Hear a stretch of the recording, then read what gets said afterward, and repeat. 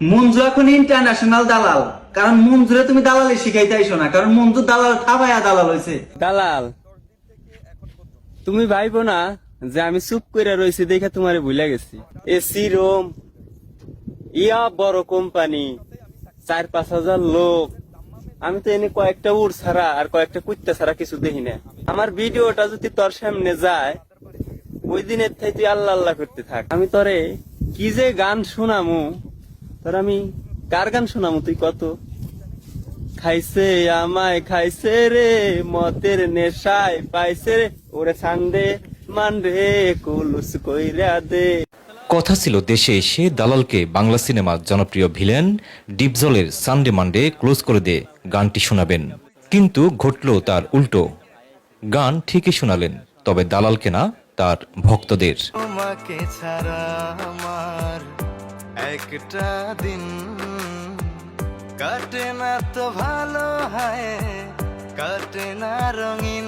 Saudi আরবের মরুভূমিতে ওটের সাথে যার ছিল বসবাস, মাত্র কয়েক বছরের ব্যবধানে তিনি আজ রাজধানীতে বাড়ি গাড়ির মালিক। এই যে আমার সাইডে যে জমিটা দেখতেছেন, এই জমিটি মঞ্জু ভাই কিনছে।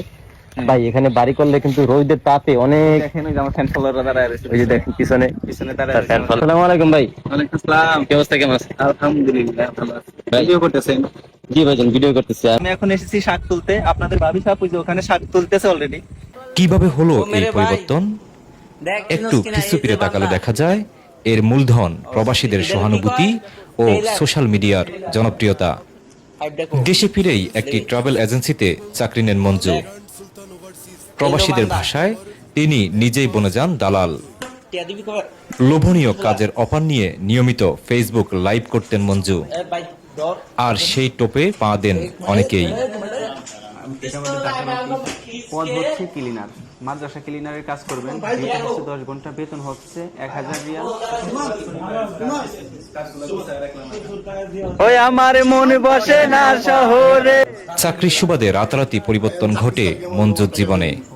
তিনি ভুলে গিয়েছিলেন তার অভিশপ্ত অতীতের কথা। অনেকে জানেন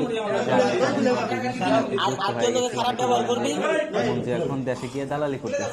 এখন আইসা ভিসার ব্যবসা করতেছি। আমি আপনার ভাইয়ের সাথে, আপনার চাচার সাথে প্রতারণা করছি কিনা। এখন আমি একটা কথা আপনাদেরকে বলি যে আমার দ্বারা কোনো লোক প্রতারিত হয়েছে কিনা এইটা আমাকে দেখাবেন। মঞ্জু চ্যালেঞ্জ করেছিলেন, বিচার সাথে জড়িত হলেও তিনি কখনো প্রবাসীদের সাথে প্রতারণা করবেন না। কিন্তু এরই মধ্যে আমাদের কাছে এসেছে তার নামে বেশ কিছু অভিযোগ। এই নিয়ে চলছে আমাদের বিশেষ অনুসন্ধান।